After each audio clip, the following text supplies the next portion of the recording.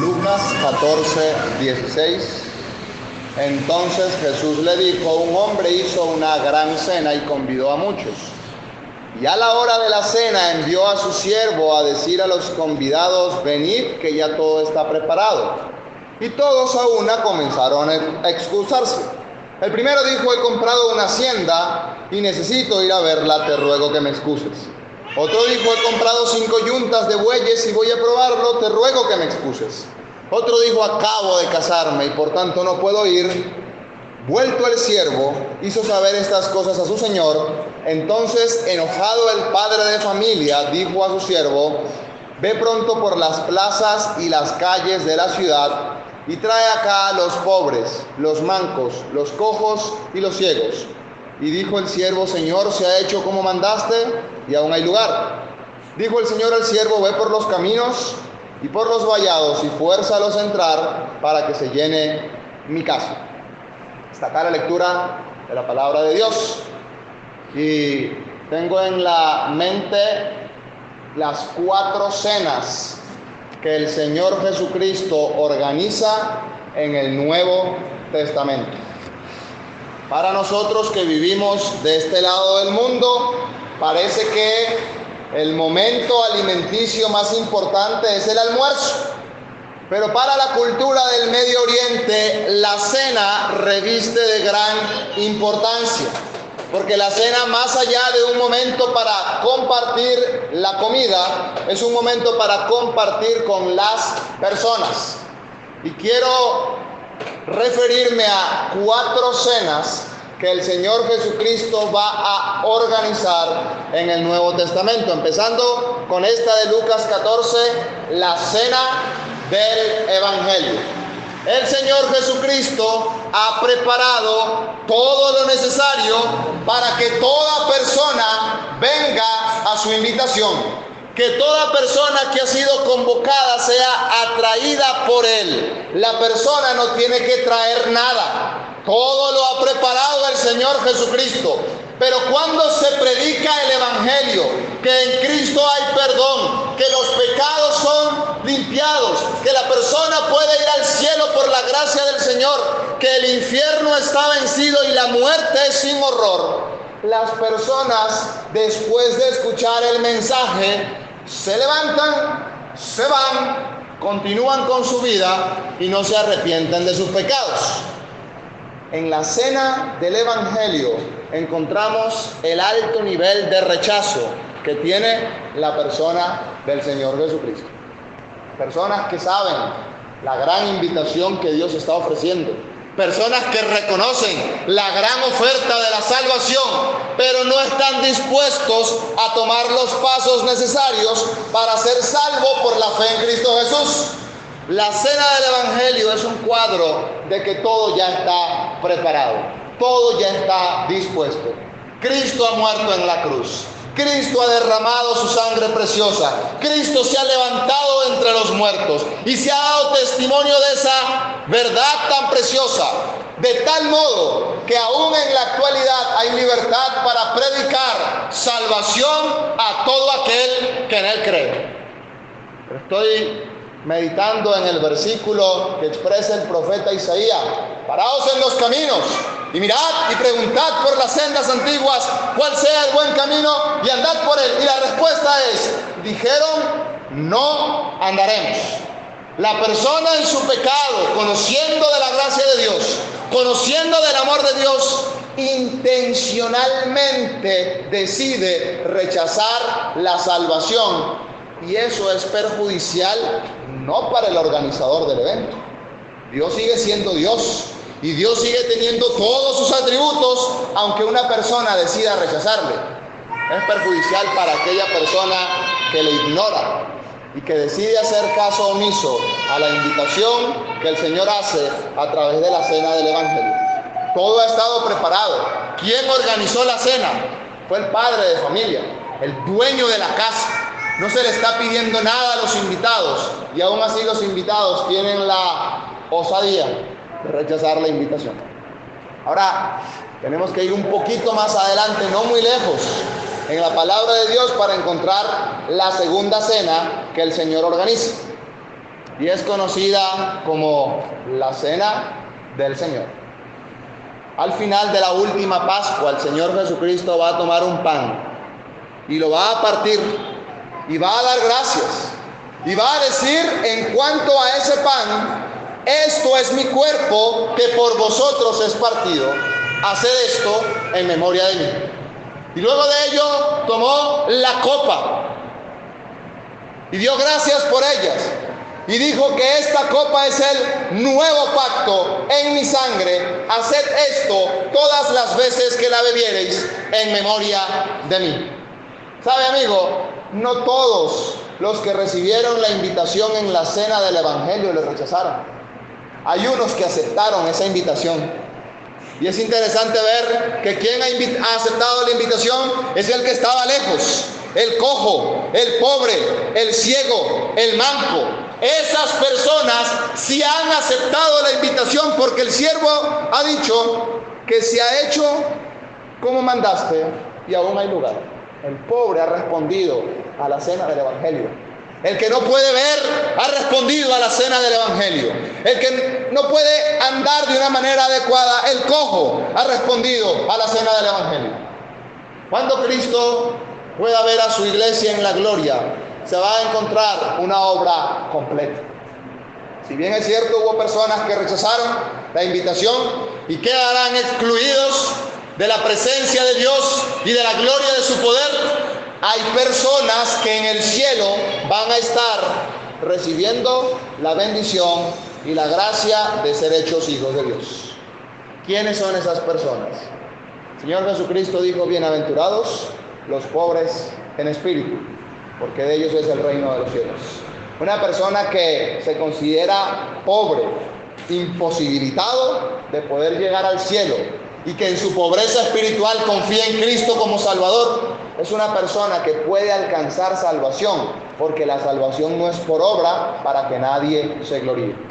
Bueno, de esas personas que Dios ha salvado, Él ha congregado a un grupo de personas simultáneamente en muchos lugares. Cada primer día de la semana, acá lo hacemos. Domingos, en este lugar, a las 10 de la mañana, se abren las puertas para celebrar la cena del Señor y recordar que Cristo entregó su vida por amor de nosotros los perdidos. En el pan recordamos que su cuerpo fue entregado por amor de nosotros, que su cuerpo fue herido para darnos la salvación. En la copa, dice el poeta, confesamos que su sangre es eficaz.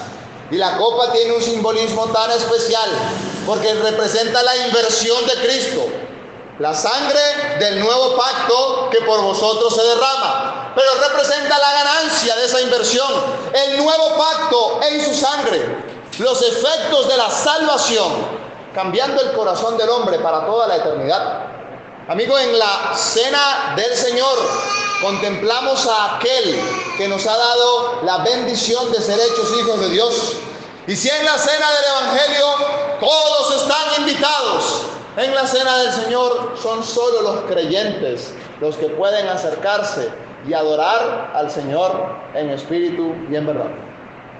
Por eso hay una clara diferencia en esa reunión en los que son parte de la iglesia local y los que no son parte de la iglesia local. Dios ha convocado a su pueblo para recordar al Señor en su muerte y en su sacrificio, y al mismo tiempo esa reunión se convierte en un indicativo por delante: la muerte del Señor anunciáis hasta que Él venga. La caducidad de la cena del Señor nos revela que Cristo viene pronto. El hecho de que la cena del Señor tenga un término histórico nos revela que Cristo viene por su iglesia. Ahora hay otra cena que Dios organiza. Y tenemos que ir al libro de Apocalipsis y ver la integralidad de los atributos de Dios. Porque si en la cena del Evangelio notamos la misericordia de Dios, Él ha preparado todo y los pobres, los miserables han alcanzado la invitación para llegar a la cena, a la casa del Padre. Vemos por otro lado en la cena del Señor la gracia de Dios desplegada, porque Dios ha salvado al hombre de sus maldades y de sus iniquidades y los ha congregado. Ha sido el Espíritu Santo quien ha movido el corazón de los creyentes para que estén dispuestos en una reunión y traer a la memoria a la bendita persona del Señor Jesús en la gran cena de Dios. En el libro de Apocalipsis vamos a ver que Dios es justo y que Dios está airado contra el impío todos los días. Llegará un tiempo después de esta época histórica en donde habrá tribulación sobre este planeta, y en el contexto de esa tribulación Dios va a convocar a las aves carroñeras de este mundo, los chulos, buitres, todas las aves serán convocados por el mismo Dios para comer carne de grandes, carne de capitanes, carne de soldados. El juicio de Dios será derramado y miles de soldados perecerán en manos del juicio de Dios. Y Dios, en su santa voluntad, ha provisto el medio para que esos cuerpos ni siquiera sean sepultados. Eso era indigno para la cultura de la nación de Israel. Con razón dice del Señor Jesucristo el profeta: y se dispuso con los impíos su sepultura. Señor Jesucristo, muriendo en el Calvario, posiblemente le tocaba una fosa común, mas con los ricos fue en su muerte. Cristo es bajado su cuerpo del Calvario para ser sepultado, como hemos escuchado, en un sepulcro nuevo, y al tercer día resucita para no morir jamás. Pero ahora Dios, en su soberana voluntad y en la ejecución de sus juicios, va a permitir que las aves de los cielos ingieran carne humana. Y no es un cuerpo nada más, son muchos cuerpos. Rispa, hija de Ajá, amando a sus hijos, estuvo dispuesta a espantar las aves del cielo para que esas aves no se comieran los cuerpos descompuestos de sus hijos. David va a escuchar de esa mujer y va a honrar la memoria de esos muertos, y van a bajar esos cuerpos, los van a quemar, porque para la dignidad de un velorio, de un funeral, en esas condiciones putrefactas del cuerpo, era mejor quemarlos y luego los van a sepultar. Pero en ese día no habrá una mujer como Rispa. Todas las aves tendrán plena libertad para comer la carne de capitanes. Eso me hace pensar en el juicio de Dios. Dios está airado contra el impío todos los días. Y la paga del pecado es la muerte. Dios no tendrá por inocente al culpable, y horrenda cosa es caer en manos del Dios vivo. Lo que Dios dice se cumple. Y dentro de su cumplimiento tenemos el horror de la condenación en el pecado. Cuando la Biblia habla de aves, hay una figura bastante sombría en la parábola del sembrador. En la parábola del sembrador, parte de la semilla cae junto al camino, y vienen las aves, la ingieren y se van. Y cuando el Señor Jesucristo explica la parábola del sembrador, dice que es el diablo el que arrebata el mensaje de la persona, y la persona, no entendiendo el evangelio, queda expuesta a las decisiones que el diablo toma con la vida de ese ser. Y cuando el Señor Jesucristo habla de las aves en este mundo, muy posiblemente sea una figura del juicio de Dios, incluido lo que Dios permite que pase. Romanos capítulo 1, la Biblia dice: Dios los entregó a sus pasiones. No es que Dios incitó al pecado para que el hombre se perdiera, no. El hombre en su maldad ha hecho tanto pecado que en el juicio soberano de Dios, Dios lo entrega para que haga lo que quiere. Y haciendo lo que quiere, el hombre cae en la esfera de Satanás.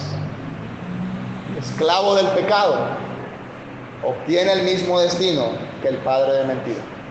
Dios es justo y Dios no pasa por alto el pecado. Usted y yo tenemos pecado, por lo tanto Dios tiene que juzgar ese pecado. Ahora, mi pecado ha sido juzgado en la cruz en el Calvario, porque yo he reconocido que Cristo murió por mi vida y cargó mis pecados en la cruz, y por eso tengo vida eterna. Ahora, yo le pregunto, ¿sus pecados dónde han sido juzgados? Si usted es salvo, han sido juzgados en la cruz en el Calvario. Pero si usted no es salvo, la ira de Dios está sobre usted. La gran cena de Dios nos habla de la severidad del juicio que Dios derrama sobre los pecadores. Pero mire, hay una última cena que el Señor Jesucristo organiza en el Nuevo Testamento, y es la cena de las bodas del Cordero. Y si hay una cena que reviste de gloria, si hay una cena que reviste de alegría, es precisamente esta cena. En la cena del Evangelio encontramos la tristeza del rechazo. En la cena del Señor encontramos la tristeza de su muerte.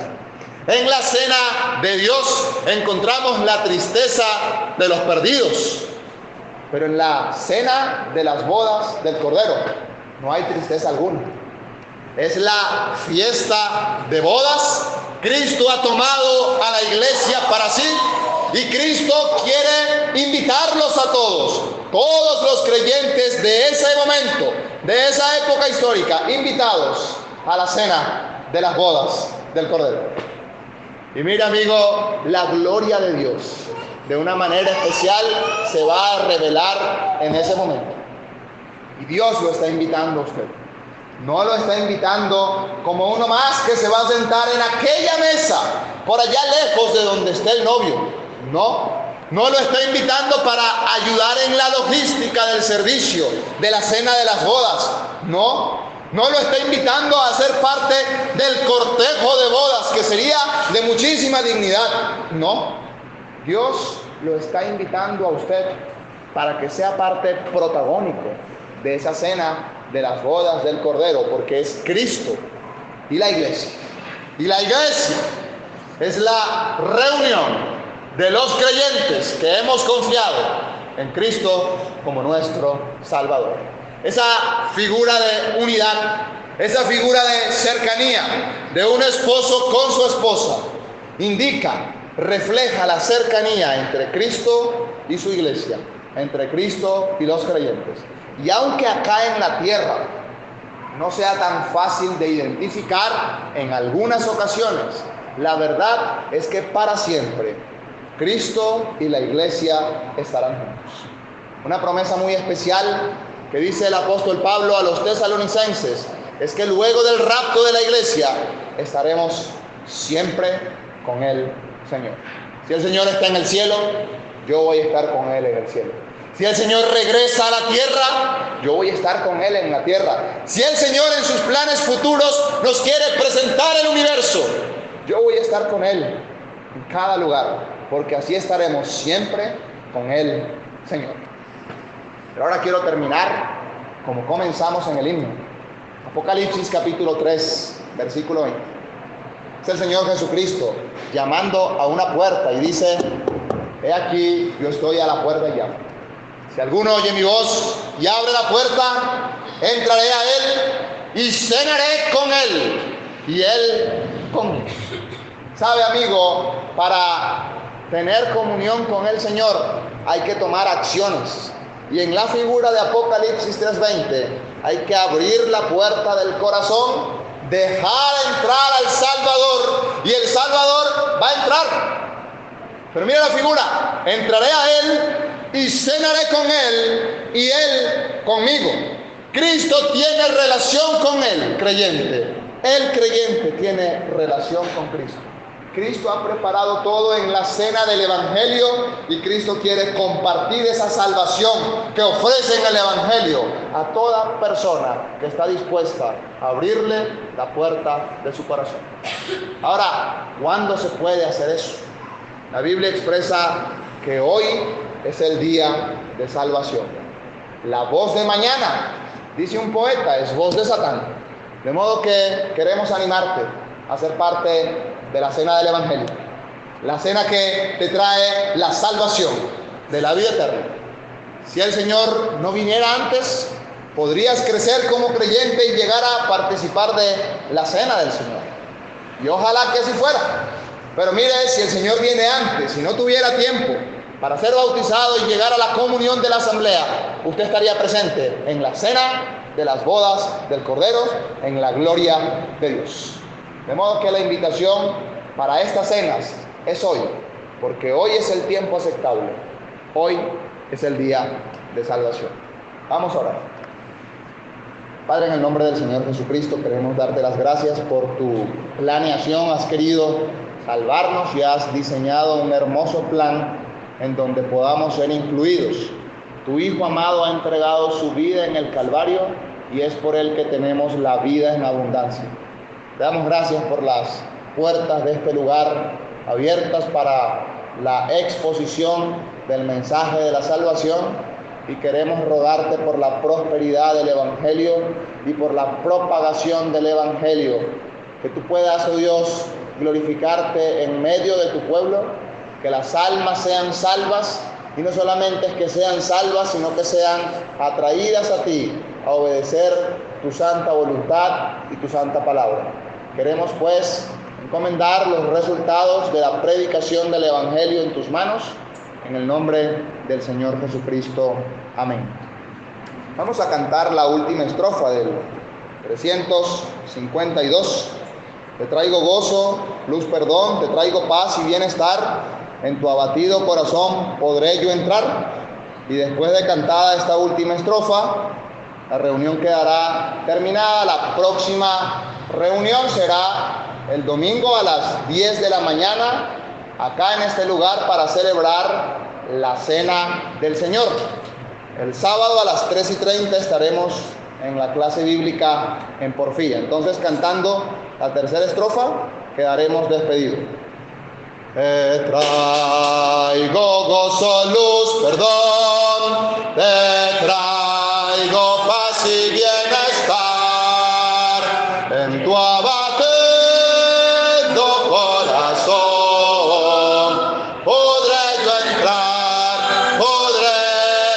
entrar, he aquí que a la puerta estoy, he esperado mucho ya, oh alma llena de pesar, podré yo entrar,